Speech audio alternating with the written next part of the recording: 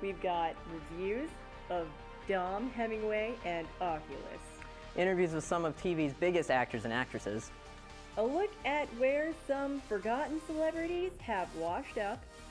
So stay right where you are. Sneak Peek starts now.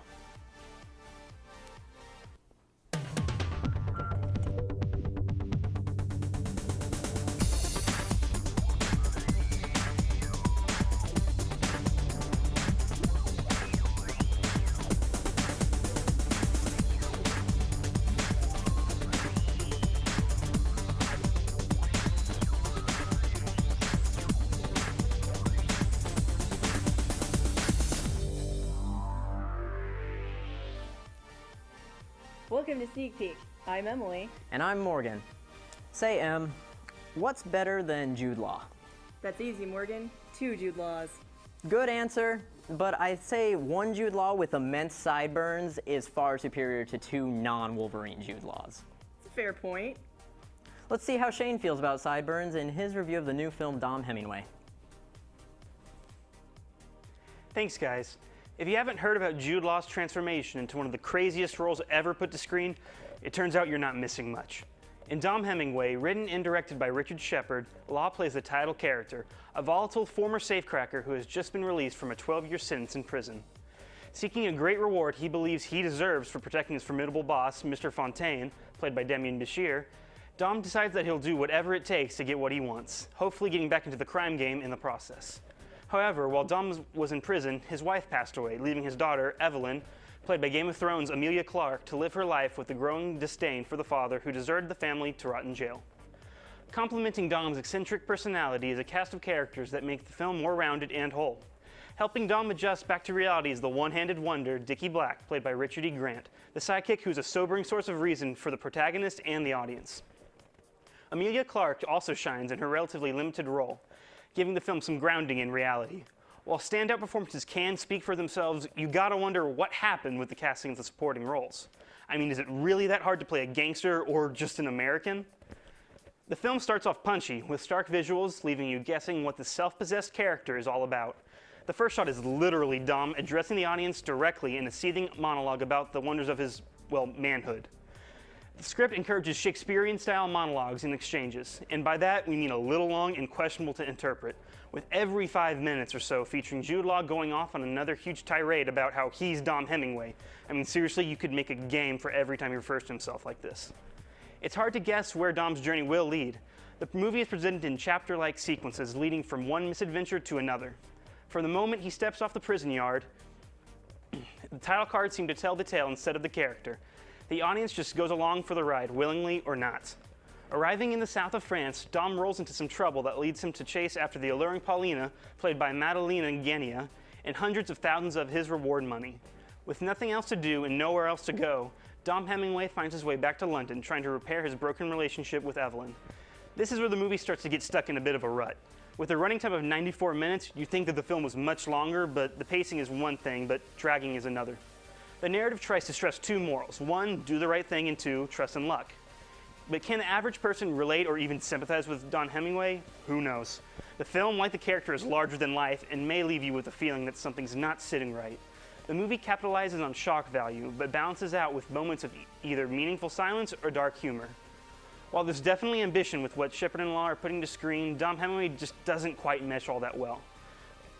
The film is essentially in 2 parts. The first 45 minutes dealing with Dom's release from jail and subsequent return to Mr. Fontaine, and the last 45 with him trying to reconnect with his daughter Evelyn. The style with part 1 being more stylized, with odd editing and set design from Mr. Fontaine's gigantic monkey paintings to random fast cuts, to Dom doing drugs and enjoying the company of prostitutes. And part 2 is much more straightforward and much more normal. It's important to note that while prone to these wild monologues, Jude Law has given perhaps his best performance ever, even putting on almost 30 pounds to play the role. However, that amount of effort isn't enough to save Dom Hemingway. I give it 2.5 stars. With its disconnected narrative, some really bad acting from some of the supporting characters, and an overall way too weird style, Dom Hemingway is sadly not as interesting as its wild trailers may imply. It's probably better to wait until this movie comes out on video. Dom Hemingway is now playing in theaters. Back to you guys. If you had to spend 12 years in prison like Dom Hemingway, what would be your crime? Probably being too much of a badass. I think mine would probably be arson. Okay. Anywho, didn't you do an interview for Pulp at South by Southwest? Sure did. Let's roll it. Hey sneak peekers, we're here with the stars and director of the film Pulp. So how was it putting together this documentary? Yeah, it was a dream come true project for me. How long did it take? Just over a year. Excellent. Yeah. So what inspired you to do this film? I love Pulp. Yeah, and it was actually one of my films screened in London Film Festival, and Pulp saw it, and then we got talking over lots of cups of tea and flat whites, and then yeah, things happened really fast. Pulp were having their last concert in the UK, and yeah, Jarvis was wanting to make a film, and I had a little idea in my head as well, and yeah. That's excellent. So did you know them personally ahead of time? No. Or that's cool. Yeah, It's very cool. yeah. Yeah, so have you done other documentaries like this? Not like this one, but I've done quite a few docos. Yeah. Yeah, this one's really special because it's all set in Sheffield, where Pulp are from. So Florian was saying that this film is less just band-centric and it's going to be more about everything else as well. So what kinds of things is he talking about here? Everything else. Yeah, well, people, I suppose the people of Sheffield, and that's the city that the group came from, and we've got all ages in there, very young. Well, probably there's a girl who's about 6 or 7 years old. yeah, and then there's older people. Everybody's included. And these people talking about love and life and death, Yeah, supermarkets, Yeah. shopping, you know. yeah, it's got everything. That's fantastic. So what was the most exciting part about this for y'all making it? Having all those people in, so we didn't have to be in it quite as much. Yeah, yeah. No, we asked Florian to make a film that got outside of normal concert films, and to try and bring in something about Pulp and about Sheffield, and so you didn't have to just watch a band for 90 minutes. Yeah. That's really exciting. Watching a concert is fine, but then watching a film of a concert, it's never going to be the same thing. So it's kind of based around the day that show took place and the events that happened on that day. You know. That's excellent. So can you tell us more about y'all's hometown of Sheffield? It's an industrial, well, it used to be an industrial city, north of England, gritty. They used to make a lot of knives and forks.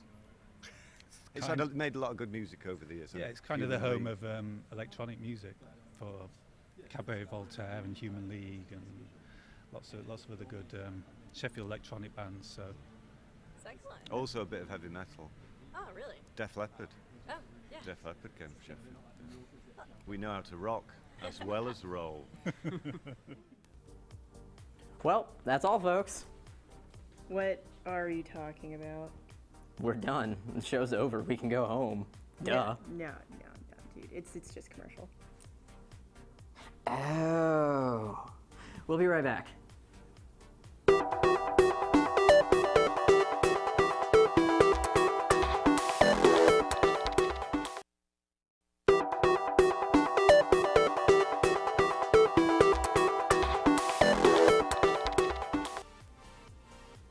Welcome back, everyone.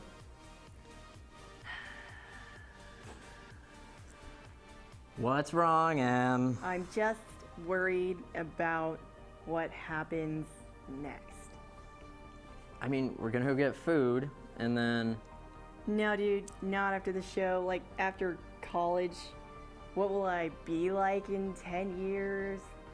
Will I have done anything important? Like, will I matter?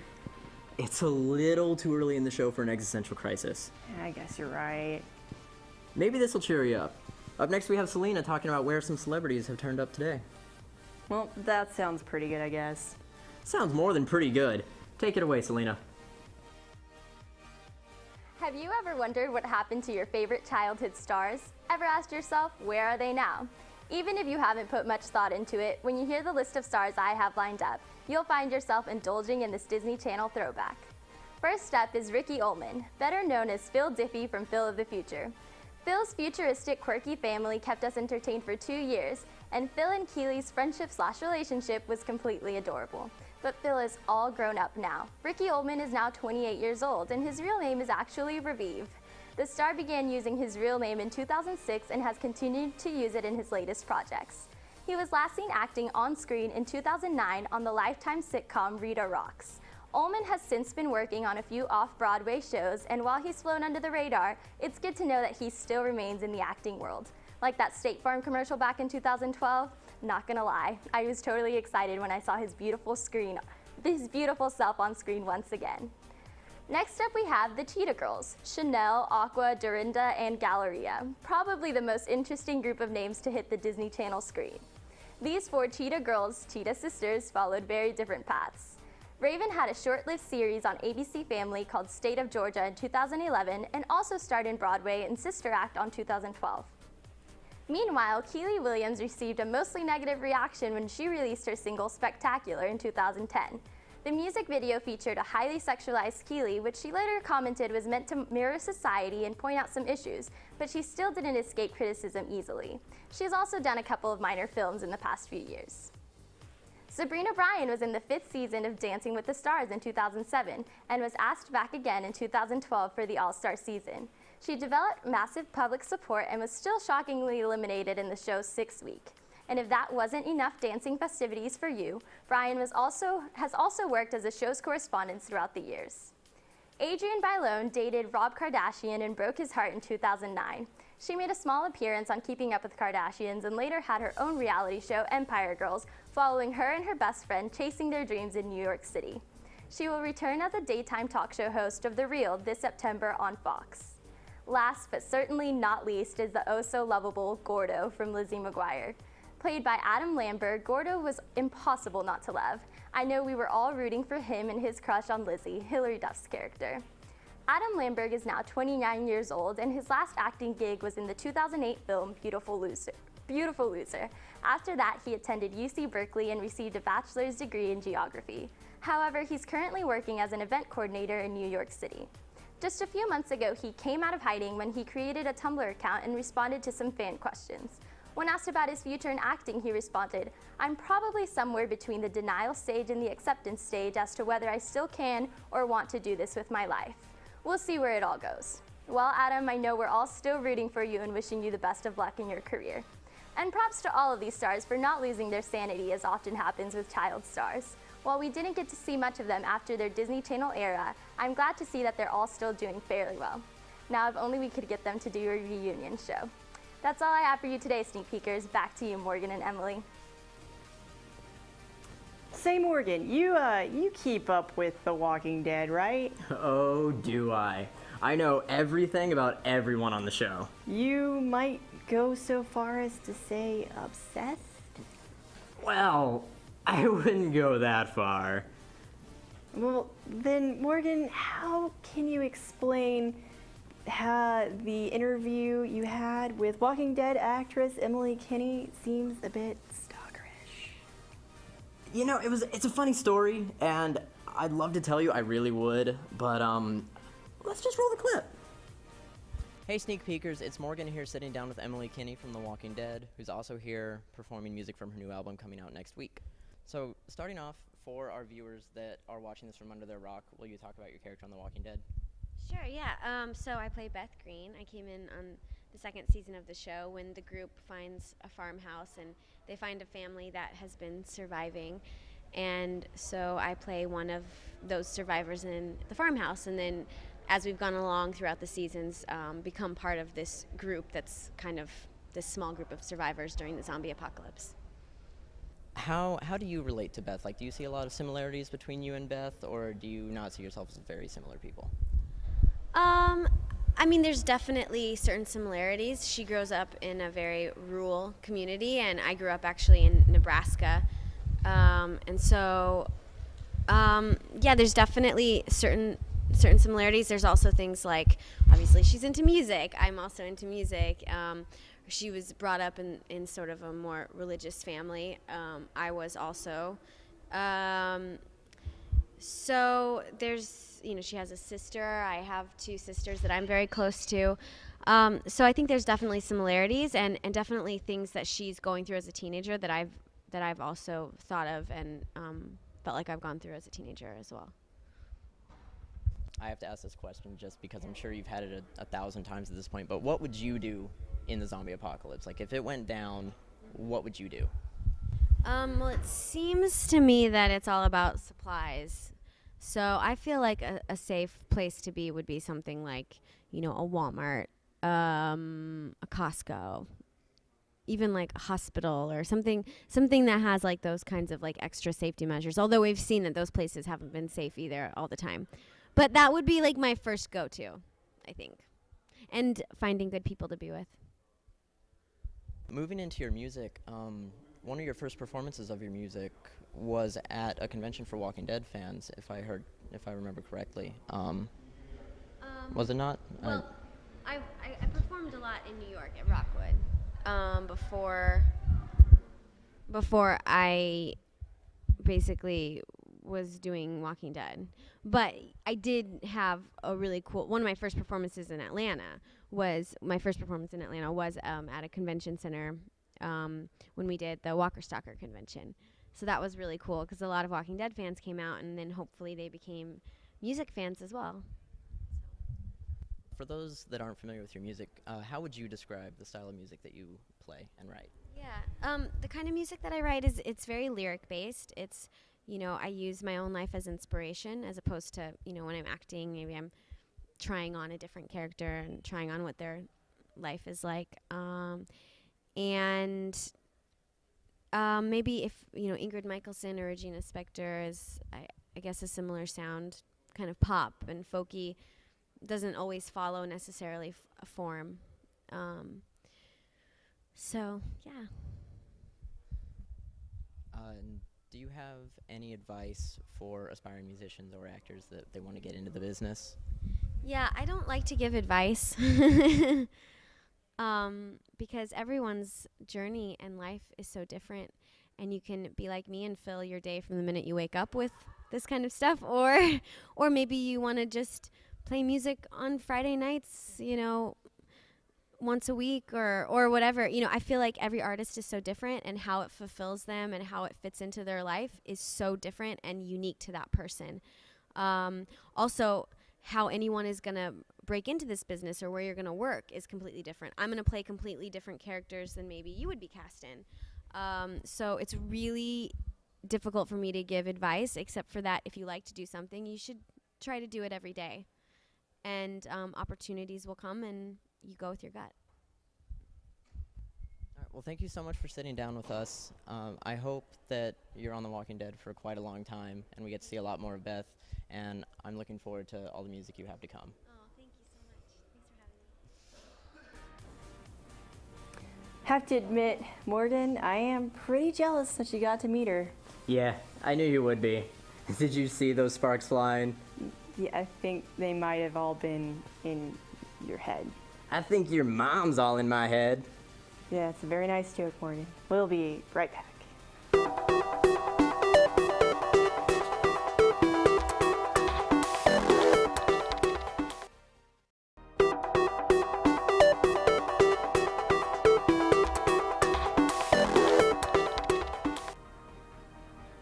Welcome back to Sneak Peek.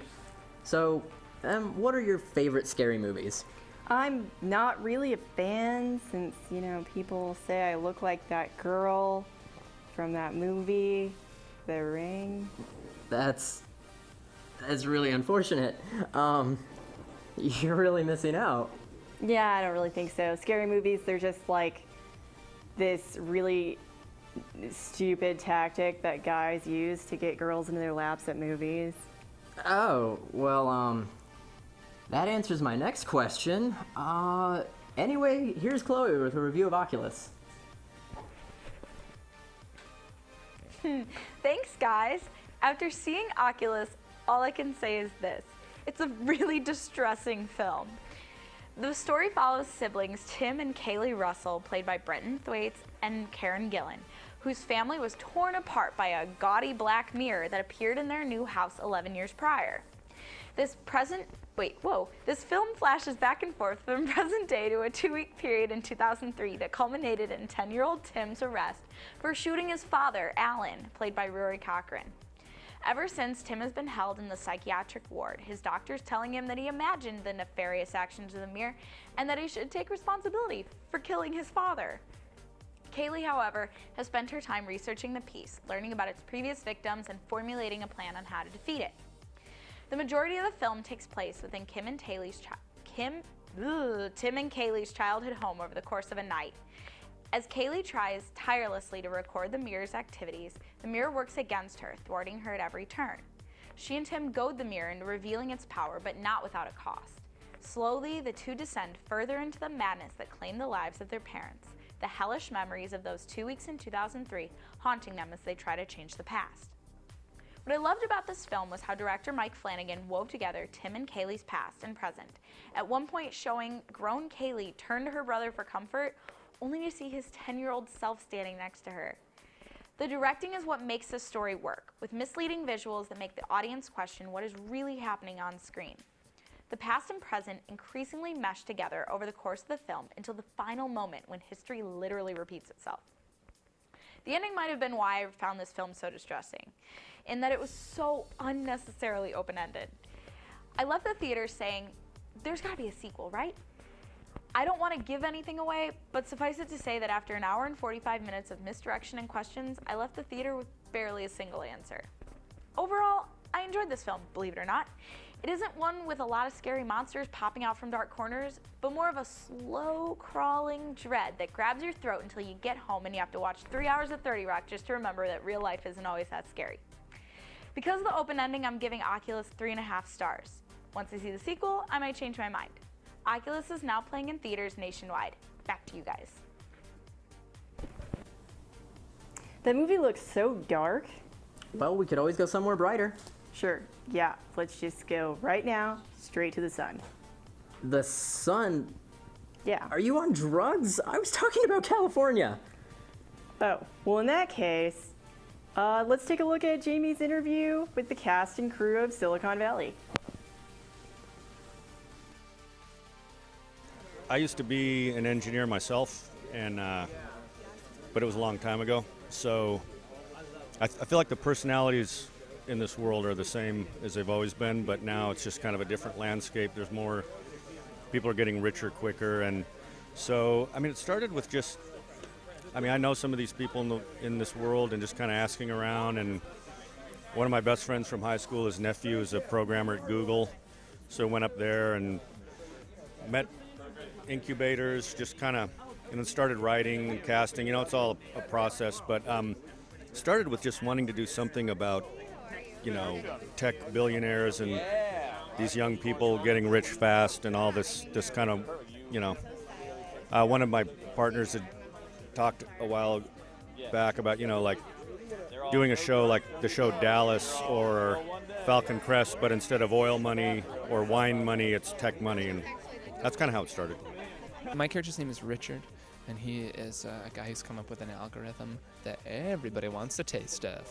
And so throughout the season, you kind of see that mounting pressure building on him of turning down a large sum of money to potentially make a lot more money. What it's like to play him is, if I can put it into a color, mauve? So do you see any characteristics of yourself in him? You know, I think every actor puts a little bit of himself into his character, or her character. But I mean, I like to keep it very different. I'm trying to do an interview, TJ. Pickle in the pocket. Classic pickle in the pocket bit. This guy. You know, HBO. You've done a lot of stand-up comedy, are well known for that. What made you decide to get involved with something more scripted and narrative?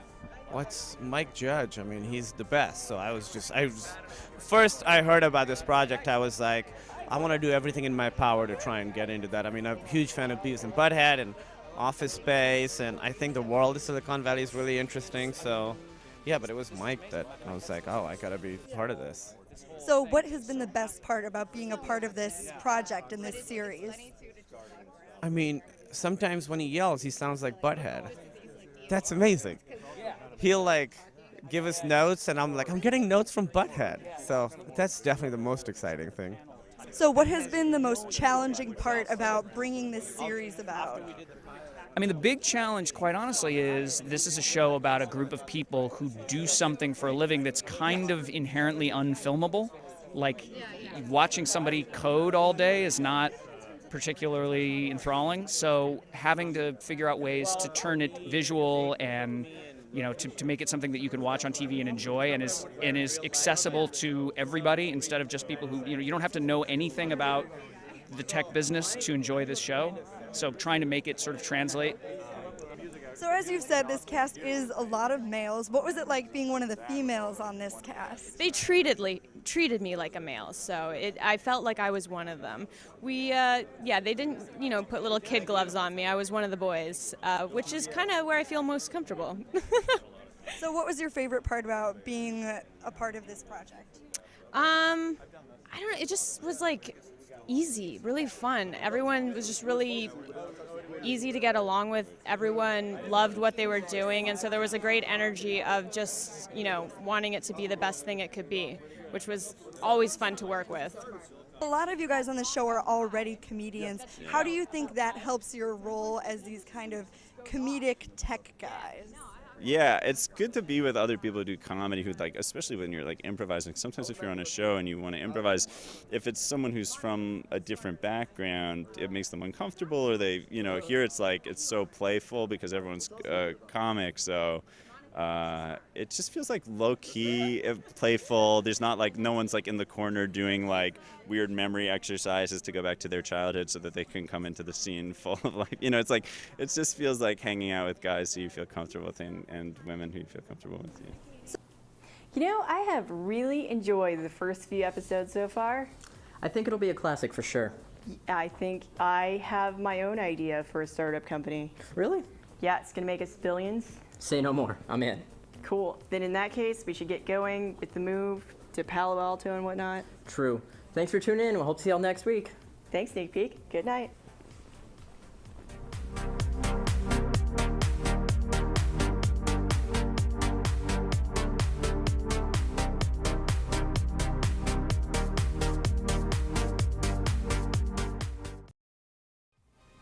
Coming up on Texas Student Television, we've got a review of Dom Hemingway and Oculus. Interviews with some of TV's top actors and actresses. A look at where some forgotten celebrities have washed up. All that and more coming up on Sneak Peek. Let's do it again. That's bad. Up next on Texas Student Television, we've got interviews of Dom Hemingway and Oculus. God damn it. Coming up on Texas Student Television, we've got reviews of Dom Hemingway and Oculus. Interviews with TV's top actors and actresses. And a look at where some forgotten celebrities have washed up. All that and more coming up on Sneak Peek.